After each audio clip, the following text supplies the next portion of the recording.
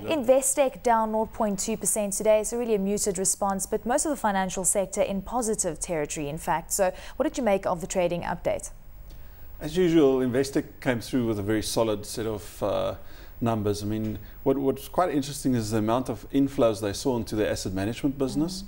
In fact, assets under management up 47%, so yes, that's a pretty strong number. It was a big number, and the net inflows is also quite strong. If I recall, it's about £7 billion. So it's just short of £70 billion that the company is now managing. So that's a very big number, and obviously the annuity income that generates for the group just gives us such a solid grounding. So giving them an opportunity to weather the storm that we had last year much better than most other organisations. But also interesting to note the fact that South Africa is lagging behind the European operations and the Australian operations. So it'll be interesting to see what happens on the South African front, also keeping in mind the strong rand, not such a good thing. Well, I mean, the rand's it's improved by 27% over the past year, so obviously South Africa would lag by implication. But strategically, it's been the group's intent to sort of diminish South Africa and the group's importance, and a couple of years ago they have a big push into the UK market, and that obviously has paid off quite successfully. And they are sitting on quite a lot of cash, and they are talking about acquisitions. They're always on the lookout, as yes. Stephen Kossov has said. So it's all about getting the right acquisitions. I mean, what do you think Investec's next move will be? I think it'll be quite interesting in the asset management space specifically. I mean, they've had forays into the US market which have not worked out at all.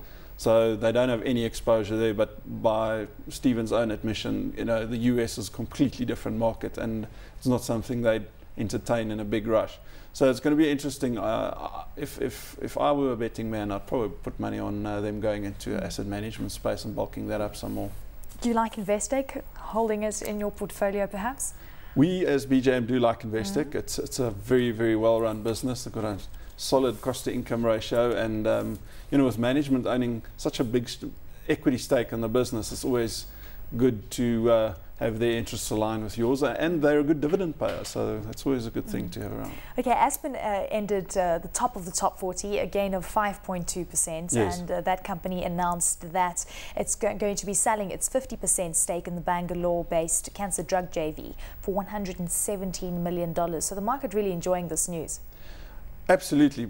What is interesting though, this acquisition they did make fairly recently. They obviously are making a profit and taking a tidy turn on the business, but it looks like it didn't quite work out, and I think that's probably what the market likes about Aspen, is the fact that management are very aggressive on the acquisition side and tend to turn around acquisitions that, how can I put it, they tend to get out of acquisitions that they did badly and make the call and exit those businesses very quickly, so that they don't hang around and wait for it to see if it works out.